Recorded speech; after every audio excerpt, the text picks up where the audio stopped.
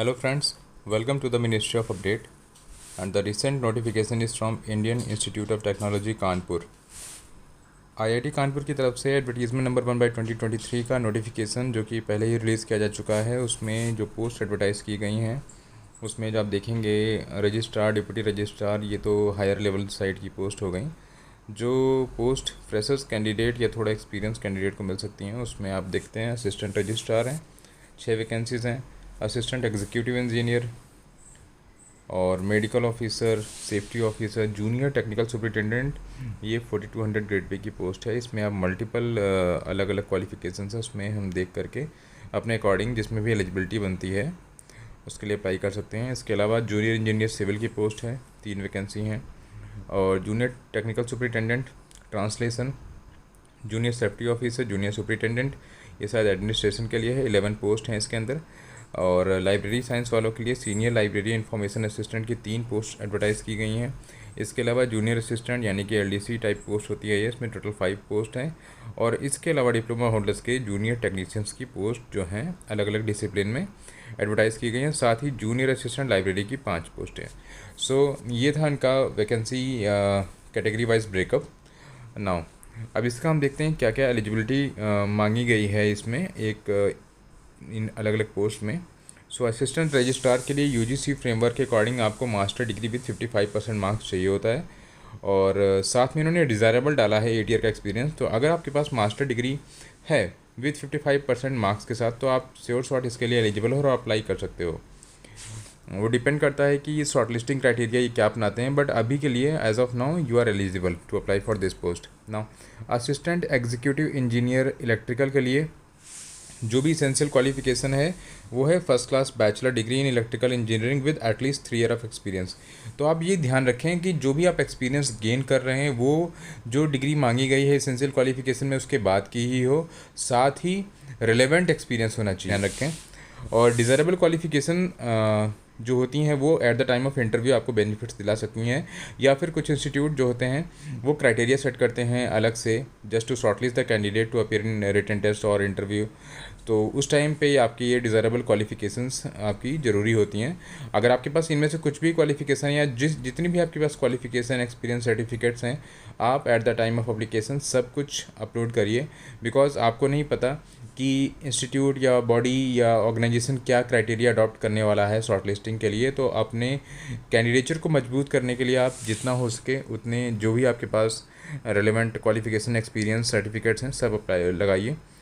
साथ में यह हॉल मैनेजमेंट ऑफिसर का पोस्ट है, और इसके साथ ही आप देखेंगे मेडिकल ऑफिसर का है, उसमें MBBS चाहिए 3 ईयर्स एक्सपीरियंस के साथ। सेफ्टी ऑफिसर में BTech in electrical, mechanical, chemical engineering with 3 year relevant experience, that is safety से रिलेटेड ही एक्सपीरियंस होना चाहिए इसमें। नाउ जूनियर टेक्निकल सुपरिटेंडेंट आप देखेंगे इसमें बोला है MSc, BTech, BE in respective disciplines specified for the departments, और BSc in respective discipline as specified for different department with 2 year experience, और diploma in respective discipline with 3 year experience। तो इसके लिए सिंपल है, या तो आपके पास मास्टर डिग्री होनी चाहिए MSc, या फिर BE BTech हो, तब तो आपको कोई एक्सपीरियंस की रिक्वायरमेंट नहीं है। अगर आपके पास BSc है तो आपको 2 ईयर का एक्सपीरियंस रिक्वायर्ड है रिलेवेंट फील्ड में, अदरवाइज अगर आपके पास डिप्लोमा है तो आपको 3 ईयर्स का एक्सपीरियंस रिक्वायर्ड है। अब इन वैकेंसीज़ का ब्रेकअप किया गया है जूनियर टेक्निकल सुपरिटेंडेंट्स का different departments. Junior engineer civil के लिए bachelor degree in civil engineering and 1 year experience, या फिर डिप्लोमा होना चाहिए साथ में 3 ईयर का एक्सपीरियंस, कंप्यूटर की नॉलेज होनी चाहिए। जूनियर टेक्निकल सुपरिटेंडेंट ट्रांसलेशन के लिए masters degree from a recognised university और equivalent in Hindi with English as a subject at the degree level with 1 year relevant experience चाहिए इसमें, या इसका जो वाइसी वर्सा केस होता है वो चाहिए। और इसके अलावा जो जूनियर सेफ्टी ऑफिसर है उसमें आप देखेंगे इलेक्ट्रिकल, केमिकल या सिविल इंजीनियरिंग किसी में भी आपके पास डिग्री होनी चाहिए इंजीनियरिंग की। जूनियर सुपरिटेंडेंट में इन्होंने मांगा है master degree with 5 year relevant experience और bachelor degree with 7 year relevant experience. इसमें बेसिकली जो रेलेवेंट एक्सपीरियंस है वो बेसिकली आपका एडमिनिस्ट्रेशन का है। इसमें आपको knowledge of office procedures, rules, computer application and secretarial practices होनी चाहिए। अब सीनियर लाइब्रेरी इंफॉर्मेशन असिस्टेंट की पोस्ट है, इसमें आपके पास एक डिग्री होनी चाहिए, कोई भी बैचलर डिग्री, साथ में आपके पास बैचलर डिग्री और डिप्लोमा होने चाहिए लाइब्रेरी इंफॉर्मेशन साइंस में, और 2 साल का एक्सपीरियंस होना चाहिए कंप्यूटराइजेशन ऑफ लाइब्रेरी और अन्य रेप्यूटेड लाइब्रेरी। और जूनियर असिस्टेंट की पोस्ट है, इसमें सिंपल बैचलर डिग्री चाहिए with the knowledge of computer application, और बाकी जो भी है इसमें वो आपका डिजायरेबल क्वालिफिकेशन है। जूनियर टेक्नीशियन की बात करेंगे तो इसमें अलग अलग निकाला हुआ है डिपार्टमेंट के अकॉर्डिंग। आपको bachelor degree in civil engineering, computer science, geology, earth sciences, mechanical, aerospace, material science, physics, chemistry, इस तरीके से दिया हुआ है। आप इसमें अपनी एलिजिबिलिटी को चेक कर सकते हैं। और लास्ट में जो है आपका जूनियर असिस्टेंट लाइब्रेरी है, इसमें आप देखेंगे कि इसमें बैचलर डिग्री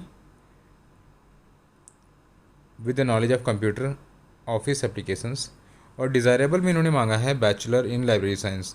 तो आप यहाँ पे देख सकते हैं, शायद इसमें कोई कॉरिजेंडम भी हो सकता है आ जाए, बिकॉज जूनियर असिस्टेंट लाइब्रेरी की पोस्ट है और उसमें इन्होंने लाइब्रेरी की कोई भी क्वालिफिकेशन एज एसेंशियल क्वालिफिकेशन नहीं मांगी है। सो अभी के लिए तो आप सभी अप्लाई कर सकते हैं जिनके पास बैचलर डिग्री है।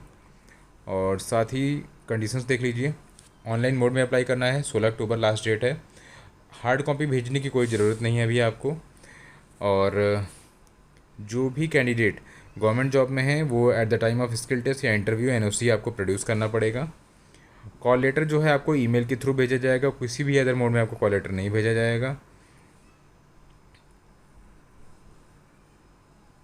साथ में देखिए इसमें आपको क्या सिलेक्शन प्रोसेस अडॉप्ट करेंगे ये लिखा हुआ है। सीरियल नंबर 1 to 6 एंड 8 के लिए आपका रिटन टेस्ट और सेमिनार प्रेजेंटेशन, इस तरीके का कोई भी क्राइटेरिया अडॉप्ट कर सकते हैं for the short listing the candidate. फिर आपका सीरियल नंबर 7 के लिए आपका इंटरव्यू है, written test and skill test, job oriented practical test और other mode rules for the rest of the post, जितनी भी अलग पोस्ट हैं 1 to 6, 7 एंड 8 के अलावा। और आपको कोई भी TADA रिटर्न या स्किल टेस्ट में अपेयर होने के लिए नहीं दिया जाएगा। However the candidate recommended for the interview of the group A post, यानी कि सीरियल नंबर 1 to 8 के लिए, will be reimbursed a travel fare of AC 2 tier को उनको दिया जाएगा। जो ग्रुप ए की सीरियल नंबर 1 से लेकर 8 तक की जो पोस्टें हैं उनमें अगर कोई भी कैंडिडेट शॉर्टलिस्ट होता है इंटरव्यू के लिए तो उनके लिए ये रिम्बर्समेंट है कि अगर आप ट्रैवल करते हैं तो आपको AC 2 टायर का किराया दिया जाएगा। एप्लीकेशन फ़ी की बात करें तो आपको सीरियल नंबर 1 to 8 के लिए अगर आप 1000 रुपये है फॉर जनरल कैटेगरी, और अगर आप SC ST एप्लीकेंट हैं तो 500 रुपये, और अगर आप PWD या फीमेल मेंबर हैं तो आपको कोई भी फ़ी पेमेंट नहीं करनी है। तो जनरल OBC के लिए वहाँ पे 1000, SC ST 500 and PWD and female nil.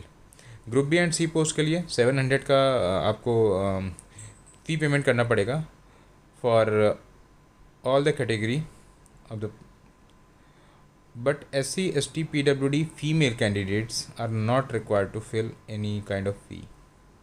Fee once paid will not be adjusted। तो जनरल गाइडलाइंस ही हैं इसकी दी हुई हैं इनकी। इसके अलावा एज लिमिट के बारे में बात की गई है। ग्रुप B पोस्ट के लिए आप देख सकते हैं यहाँ पर 21 से 35 साल अनरिजर्व के लिए, और रेस्ट जो है इसमें गवर्नमेंट टैक्सेशन के अकॉर्डिंग ऐड करके दिया हुआ है। सिमिलरली फॉर ग्रुप C 21 से 30 साल की एज लिमिट है। ग्रुप A की 2 अलग अलग कैटेगरीज में दी गई हैं। तो यही था इस एडवर्टीज़मेंट में। आई होप आपके लिए ये बेटर होगा। Thank you so much for the watching this video.